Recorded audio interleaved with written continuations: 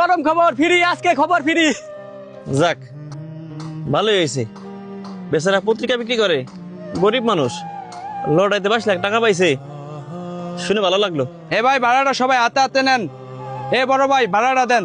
আর কত ভাই? 150 টাকা। 150 টাকা?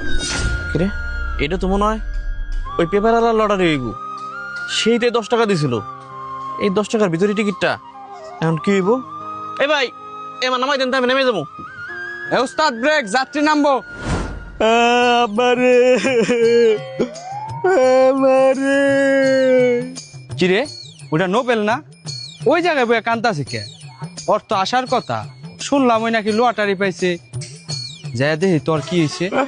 আমারে এটা কি হইল রে? কিরে নোবেল, তুই এই জায়গায় বইয়া কান্তাছিস কে? তোর তো এখন আসার কথা, শুনলাম তুই নাকি লটারি পাইছস, তাও আবার 22 লাখ টাকা।